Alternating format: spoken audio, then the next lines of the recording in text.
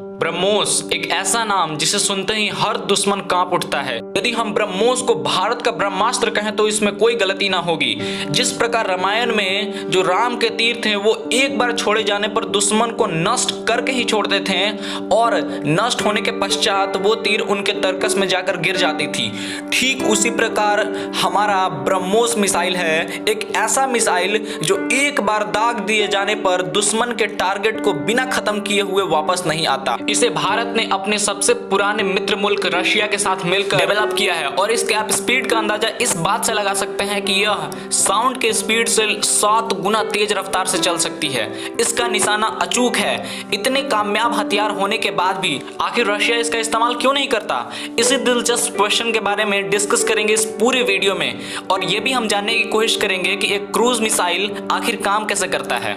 नमस्कार दोस्तों, मेरा नाम है Roshan and I welcome you all to innovative ideas. BrahMos missile एक क्रूज मिसाइल है जो कि फायर एंड फॉरगेट नाम की तकनीक पर काम करती है, जिसका मतलब ये होता है कि यदि एक बार इसे फायर कर दिया गया, इसे लॉन्च कर दिया गया, तो ये स्वतः ही अपने दुश्मन के टारगेट को हिट करती है और उसे पूरी तरह से तबाह कर देती है। दोस्तों, क्योंकि यह जमीन से बहुत ही नजदीक दूरी पर उड़ती है, कम हाइट पर उड़ती है, इसीलिए रडार्स द्वारा इसको डिटेक्ट करना भी काफी मुश्किल होता है। भारत के पूर्व राष्ट्रपति doctor APJ Abdul Kalam sir के नेतृत्व में हमारा देश का सबसे पहला रॉकेट प्रोग्राम 1980-90 के दशक में शुरू किया गया था और ये एक ऐसा दौर था जहां पे हमें चाइना और साथ में पाकिस्तान का बहुत ही एक बड़ा थ्रेट था और उसी समय भारत में बड़ी बड़ी बैलिस्टिक मिसाइल जैसे कि अग्नि मिसाइल का परीक्षण शुरू हो गया। उसी समय चल रही थी खाड़ी युद्ध और उसी खास समय में भारत को इसका महत्व समझ में आया। ईरान पर लगातार अमेरिका अपने टॉम हॉक मिसाइल से बॉम्बिंग करते जा रहा था, जो कि एक क्रूज मिसाइल थी। टॉम हॉक मिसाइल की एक बड़ी ही खास बात थी कि यह धरती से बहुत ही कम एल्टीट्यूड की ऊंचाई पर उड़ रहा था। क्योंकि यह बहुत ही कम हाइट पर उड़ रहा था, इसीलिए रडार्स यानी जो सिंपल ईरानी रडार थे उनका डिटेक्ट कर पाना इस मिसाइल को बहुत ही ज़्यादा डिफिकल्ट था। और इसी कमजोरी का फायदा उठाते हुए अमेरिका ने पूरा अंधाधुंध बॉम्बिंग की इराक पर। इसी को ध्यान में रखते हुए इंडिया ने इसके इंपॉर्टेंस को समझा और अपने सबसे पुराने मित्र रशिया के साथ मिलकर एक ब्रह्मोस मिसाइल बनाने की तैयारी की। प्रेजेंट में रशिया के पास अवेलेबल P-800 योखोंत उनकी सबसे एडवांस्ड क्रूज मिसाइल है। उस समय भारत ने सोचा कि इसे रशिया से परचेज ना करके खुद रशिया के साथ मिल जॉइंटली डेवलप किया जाए। उस समय के सोशलिस्ट रिपब्लिक यानी यूएसएसआर के साथ मिलकर भारत ने ब्रह्मोस एरोस्पेस की शुरुआत की, जो कि एक ऐसा वेंचर था जिसमें भारत और रशिया दोनों दोस्त मिलकर ब्रह्मोस मिसाइल को डेवलप करेंगे। और आपके जानकारी के लिए बता दूं कि ब्रह्मोस दो नदियों के मिलन से बनी है, ब्रह्मपुत्र और मोस्कोवा नदी।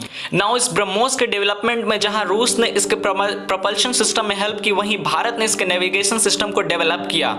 सबसे पहले भारत ने 2001 में इस तकनीक को टेस्ट किया था चांदीपुर उड़ीसा में। वहीं इसको 2006 में भारतीय आर्मी में इंडक्ट कर लिया गया। क्योंकि उस वक्त भारत MTCR यानी मिसाइल टेक्नोलॉजी कंट्रोल रेजिम का मेंबर यानी सदस्य नहीं था। उस वक्त के भारत के लिए सबसे बड़ी चुनौती यह थी कि इसीलिए वह 300 किलोमीटर से अधिक रेंज वाले मिसाइल नहीं बना सकता था, क्योंकि वही देश बना सकते हैं 300 किलोमीटर से अधिक रेंज वाले मिसाइल जो कि MTCR के मेंबर हैं। लेकिन जैसे ही भारत 2016 में इसका सदस्य बना, वैसे ही यह बंदी से खत्म हो गई और तब से भारत ने बहुत ही एक अच्छी लीप दिखाई है in the field of technology. बात करें अगर ब्रह्मोस की तो ये 8.4 मीटर लंबा है और इसका वेट है 3000 kg।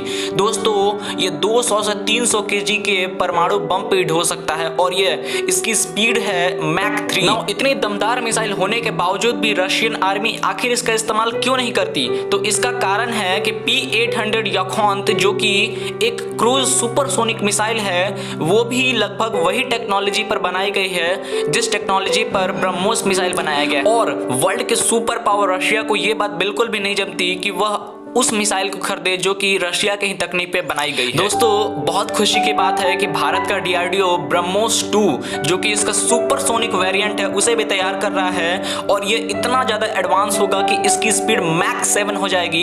एक ऐसा मिसाइल जिसे डिटेक्ट कर पाना इम्पॉसिबल सा हो जाएगा। अभी भारत के पास सौर्य मिसाइल है जो कि surface to surface air missile है। आज की तारीख में हमारे प्यारे भारत के लिए ब्रह्मोस केवल एक हथियार नहीं, जबकि चीन की एग्रेसिव बिहेवियर का एक रेस्पॉन्स भी है।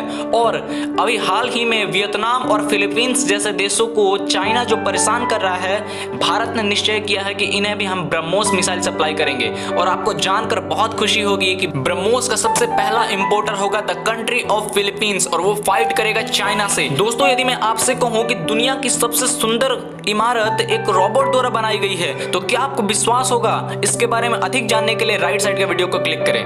धन्यवाद दोस्तों, जय हिंद।